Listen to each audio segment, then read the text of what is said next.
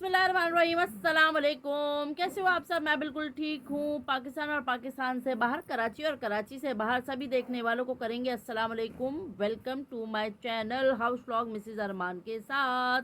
जुम्मा मुबारक। आप सब लोग कैसे हो? ठीक हो? मैंने अभी अभी नमाज़ पढ़ी है और सब के लिए दुआ की है। मुझे भी आप लोग दुआओं में याद रखा करें। अल्लाह ताला सबको अपनी हिफ्ज़ व अमान में रखे, खैर आफियत से रहें जहाँ रहें। अपने माँ बाप, बहन भाई, दोस्त अहबाब, रिश्तेदारों के साथ, अपने बच्चों के साथ, प्यारी प्यारी बीवियों के साथ और खूबसूरत खूबसूरत अपने हस्बैंड्स के साथ खुश रहें, आबाद रहें, ज़िंदगी की खुशियों को एंजॉय करते रहें हमेशा हमेशा मेरी तरह। हालात जैसे भी हों, अच्छे हों, बुरे हों, दिन हो, रात हो, जैसा भी हो, हर हाल में अल्लाह ताला का शुक्र अदा करना चाहिए। और दुनिया की सबसे बड़ी नेमत पता है क्या होती है? अल्लाह ताला ने बहुत प्यारे प्यारे खूबसूरत रिश्ते बनाए, माँ बाप बनाए, बहन भाई बनाए, औलाद बनाई, शौहर बीवी, हर रिश्ता बनाया। लेकिन जो ज़िंदगी का सबसे खूबसूरत रिश्ता अल्लाह ताला ने बनाया है वो है आपका लाइफ पार्टनर। अगर आपका लाइफ पार्टनर अच्छा है, चाहे वो बीवी है, चाहे वो शौहर है, हस्बैंड है, अगर वो अच्छा है ना, वो खूबसूरत है दिल से, तो ज़िंदगी बहुत खूबसूरत गुज़रती है, अच्छी गुज़रती है, इत्मीनान से गुज़रती है। लेकिन अगर आपका लाइफ पार्टनर ही हैंकी पैंकी करने वाला हो, चिड़चिड़ा हो, दिमाग से उल्टा हुआ हो, या जैसा भी हो, तो फिर चाहे बीवी हो चाहे शौहर हो, दोनों के लिए ये बात कर रही हूँ मैं, सिर्फ मैंने हस्बैंड को खाली नहीं कहा, तो प्लीज़ देखने वाले माइंड ना करें। तो जनाब, ज़िंदगी खूबसूरत गुजर जाती है अगर आपका लाइफ पार्टनर कूल डाउन हो, कूल माइंड हो, तो अच्छा वक्त गुजर जाता है, चाहे वो बुरा भी हो, बुरा वक्त हो चाहे। लेकिन अगर आप मोहब्बत करने वाले आदमी के साथ या बीवी के साथ रहते हैं तो आपकी ज़िंदगी सुकून और आराम से गुजर जाती है। उसमें चाहे आपके हालात कैसे भी हों, अप एंड डाउन तो ज़िंदगी में आता रहता है, जाता रहता है। और क्या है कि सबसे ज़िंदगी की सबसे ज़्यादा अच्छी और प्यारी बात यह है कि आप अपने लाइफ पार्टनर के साथ उसके उसके मुताबिक ज़िंदगी गुजारें। ठीक है?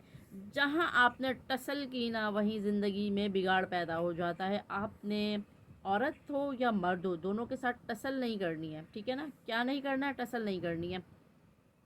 अगर एक शॉर्ट टेम्पर है ना, तो दूसरे को कूल माइंड होना चाहिए। और मैं तो कहती हूँ कि बल्कि दोनों को ही कूल माइंड होना चाहिए। और एक वक्त लाइफ में ऐसा आता है कि दोनों ही एक दूसरे को समझ जाते हैं। शादी के कुछ साल जो होते हैं ना, वो थोड़े से डिफ़िकल्ट होते हैं। एक दूसरे को, हस्बैंड वाइफ को समझने में थोड़ा सा टाइम लगता है, घर वालों को, इन लॉज को, दोनों साइड के समझने में टाइम लगता है। और जब एक दूसरे की समझ आ जाती है ना, तो फिर बाकी लोगों की समझ में आना मुश्किल हो जाते हैं, वो दोनों मियाँ बीवी, क्योंकि फिर लोगों को वो अच्छे नहीं लगने लगते। वो कहते हैं अरे यार, इन दोनों की बड़ी अच्छी अंडरस्टैंडिंग चल रही है, क्या वजह है, ये दोनों मियाँ बीवी इतने खुश क्यों हैं, इनके अंदर बिगाड़ पैदा करो। तो अगर आपके दरमियान भी कोई ऐसे लोग हैं जो आपकी लाइफ में बिगाड़ पैदा करना चाहते हैं, तो आपने क्या करना है कि आप इग्नोर करें, जस्ट फ्लैश कर दें उनको, फ्लैश फ्लैश फ्लैश। फिर देखना ज़िंदगी सुकून से गुजरेगी आपकी। तो आज हुआ कुछ यूँ कि मैंने सोचा इस टॉपिक पे थोड़ी सी हल्की सी बात करनी चाहिए। मेरी ज़िंदगी का सबसे बड़ा सुकून ये है कि मेरे हस्बैंड बहुत अच्छे हैं, बहुत कूल माइंड हैं, और हम दोनों एक दूसरे के साथ बिल्कुल परफेक्ट हैं, अल्हम्दुलिल्लाह, माशाल्लाह माशाल्लाह। और हमारी जोड़ी भी अल्लाह का बहुत शुक्र एहसान है, अल्लाह ताला ने बहुत खूबसूरत जोड़ी बनाई, अल्लाह ताला ने बहुत प्यारी औलाद अता की, और जैसा मैं चाहती थी अल्लाह ताला ने वैसे ही दिया। जाएँ, बाबा बुला रहे हैं। तो जनाब, ये ज़िंदगी का उसूल है कि आप जो है पता नहीं, बात भूल गई। तो हुआ कुछ यूँ कि अरमान साहब की तबीयत ख़राब थी। आप लोगों को पता है कि अरमान साहब जो हैं वो ब्रेन हैमरेज के पेशेंट हैं पिछले 5 सालों से। तो अरमान साहब आज डॉक्टर के पास गए थे। मैंने कहा भाई चलें डॉक्टर के पास, चलें डॉक्टर को दिखा कर आते हैं, क्योंकि ज़ाहिर है गर्मी शुरू हो गई है, और जो है रोज़े भी चल रहे हैं, इंसान कुछ ना कुछ खाता है, पकौड़े समोसे ये वो मैं बनाती ही हूँ। तो मैंने कहा कि डॉक्टर के पास विज़िट करना बहुत ज़रूरी है। तो मैं आपको दिखाती हूँ अरमान साहब की फ़ाइल। अरमान साहब जो हैं खड़ी करूँगा, हाँ खड़ी कर लें। तो ये है अरमान साहब की फ़ाइल, मैं अभी आपको दिखाती हूँ डिटेल से। तो क्योंकि अरमान साहब को 2020 में ब्रेन हैमरेज हुआ था और उनको फालिज हो गया था। तो लेकिन अल्लाह का बहुत शुक्र एहसान है, अल्लाह ने बड़ा करम किया अल्लाह ताला ने, और वो पहले से बहुत बेहतर हैं। लेकिन ज़ाहिर है उनका विज़िट चलता रहता है, विज़िट स्किप नहीं कर सकते हम लोग, क्योंकि ज़ाहिर है ब्लड प्रेशर, बीपी का कुछ पता नहीं होता, कब ऊपर हो, कब नीचे हो, कब दाएं बाएं इधर उधर हो जाए, पता नहीं चलता। तो इसलिए मैंने कहा कि भाई अब चलें, गर्मियाँ शुरू हो गई हैं, पसीना बहुत आ रहा था उनको और एक दो और भी मसले मसाइल हो रहे थे, तो मैंने कहा चलें डॉक्टर के पास विज़िट करके आते हैं। तो चले मैं आपको उनकी जो है फ़ाइल दिखाती हूँ। ये है जनाब अरमान साहब की फ़ाइल। ठीक है, मैं हॉस्पिटल और डॉक्टर का नाम यहाँ पे नहीं बता सकती, लेकिन ये है कि बस अल्लाह ताला से दुआ किया करें मेरे हस्बैंड के लिए, अल्लाह ताला उन्हें ज़िंदगी दे, तंदुरुस्ती दे, सेहत दे परवरदिगार।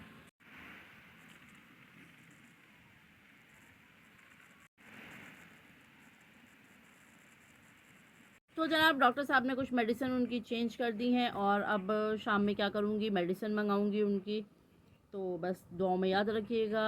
कबूलियत की घड़ियाँ हैं, कबूलियत के दिन हैं, अच्छे लम्हात हैं, माशाल्लाह माशाल्लाह। रमज़ान शरीफ का महीना है, तो आप लोगों से ख़ास तौर पे इल्तिजा है कि मेरे हस्बैंड को अपनी दुआओं में याद रखा करें, मेरे लिए, मेरे बच्चे के लिए, हम सब के लिए दुआ किया करें कि हम सब खैर आफ़ियत से रहें, सेहतयाब रहें और जहाँ जहाँ भी दुनिया में जितने भी लोग बीमार हैं, अल्लाह ताला सबको सेहत दे, ज़िंदगी दे, तंदुरुस्ती दे, बच्चों को, बड़ों को, माँ बाप को, बहन भाइयों को, शौहर बीवी सबको, और ख़ास तौर पे हमारे जो मर्द हज़रात होते हैं, हस्बैंड्स होते हैं, अल्लाह ताला उनको, भाइयों को, सबको, बाप को, क्योंकि ये एक ऐसी हस्ती है ना दुनिया में कि जिसके होते हुए आप बेआसरा नहीं हो सकते, बेछत नहीं हो सकते। यही एक मर्द ही होता है जो औरत की असल पनाहगाह, असल छत होता है, और इसी के इन्हीं के बदौलत हम दुनिया में जो औरतें होती हैं ना, वो बहुत मतलब पुरसकून ज़िंदगी गुजार रही होती हैं और बहुत मतलब सेव होती हैं। ठीक है ना, तो चले अब चलते हैं अगली तरफ। ठीक है ना, ये फ़ाइल तो मैं अब रख देती हूँ उठाकर, और शाम को मेडिसिन मंगाएंगे अरमान साहब की। और जनाब क्या करेंगे, कुछ चीज़ें उन्होंने बताई हैं जिनको अवॉइड करना है वो करेंगे हम। ठीक है ना, वैसे तो अरमान साहब वैसे भी कुछ ज़्यादा पकौड़े समोसे और इस तरह की चीज़ें नहीं खाते हैं, वो ख़ुद भी अवॉइड करते हैं। तो चलो अब टॉपिक को चेंज करते हैं, दुआओं में फिर कह रही हूँ याद रखिएगा। क्या करते हैं, दूसरा काम करते हैं, और वो काम क्या है अभी मैं आपको थोड़ी देर में बताती हूँ। ओके, तो जनाब ऐसा कुछ हुआ कि मेरे पास थोड़ा सा टाइम बच गया। मैंने कहा ऐसा करती हूँ, क्योंकि आज हमने कोई ख़ास रेसिपी भी नहीं बनाई है और कुछ ख़ास एहतमाम भी नहीं किया है, क्योंकि गैस तो आती ही नहीं है। दूसरी बात ये जनाब कि हमारे चूल्हे में तेल भी नहीं है, तो हम सिर्फ आज क्या करेंगे, आज हम क्रीम फ्रूट चाट बनाएंगे और अपने लिए मैं सादी चाट बनाऊंगी और अरमान साहब के लिए मैं बनाऊंगी शरबत और रूह अफ़ज़ा वाला। और देखते हैं फिर बाज़ार से कुछ मंगा लेंगे हल्का फुल्का थोड़ा बहुत सा। तो ये मेरे पास एक बहुत प्यारा खूबसूरत सा वन पीस आया हुआ था, मैंने कहा आप लोगों को भी डिज़ाइन शो कराती हूँ। लॉन आ गई है डिज़ाइनर्स की, कलर्स बहुत खूबसूरत आए हैं, डिज़ाइन बहुत खूबसूरत आए हैं। ये इसका दुपट्टा है जनाब, और ये है वन पीस में। ठीक है, कमीज शलवार एक जैसा है। आप लोगों को पता है आजकल तमाम डिज़ाइनर्स जो हैं वो एक जैसे कमीज शलवार फ्रंट बिल्कुल कमीज शलवार एक जैसे बना रहे हैं। और बड़े मज़े की बात बताऊं, आजकल जो इन है ना फर्शी शलवार, वो मेरी मदर ने आज से 40 साल पहले पहनी हुई है। तो बहुत इन है, सुना है बहुत ज़्यादा ट्रेंड में है फ़र्शी शलवार, और बहुत ज़्यादा हर जगह पे वो वायरल हुई हुई है। तो मैं और मेरी बहन बैठ के बातें कर रहे थे कि यार मेरी अम्मी ने और हमारी एज के जितने लोग हैं उन सब की मदर्स ने आई एम श्योर कि ये फ़र्शी शलवार ज़रूर पहनी होगी। तो मेरी अम्मी ने भी पहनी थी और मेरी अम्मी के पास हमने देखी थी वो फ़र्शी शलवार, बहुत अच्छी लगती थी। और उसके साथ ना छोटी लाइक नी तक की शर्ट होती थी, और वो बड़ी सी घेर वाली फ़र्शी शलवार, चौड़े चौड़े पाइंचों वाली। बल्कि मेरे पास भी एक दो हैं, लेकिन मैंने वो बहुत ज़्यादा बड़े पाइंचे नहीं बनाए हुए, मैंने चौड़े पाइंचे बनवाए हैं लेकिन लूज़ में नहीं है। तो आजकल बहुत इन हुई हुई है, आप चाहो तो वो बना सकते हो। और ये इसका बॉर्डर है शर्ट का, ठीक है, स्लीव्स का, दामन का बॉर्डर है। आप चाहो तो इसकी पट्टी निकलवा के और गले पे भी लगा सकते हो। बहुत ज़्यादा इन इस तरीके से आजकल ये वाले ड्रेसेस। तो चलो अब हम क्या करेंगे कि चलते हैं इफ्तारी की तरफ, फ्रूट्स कट करेंगे अपने और शरबत बनाएंगे और आपसे लेंगे इजाज़त। ठीक है ना, थोड़ी देर के लिए, थोड़ी देर बाद मिलते हैं आपसे। यूँ करके ज़ोर से नहीं बजती है लेकिन बजती है।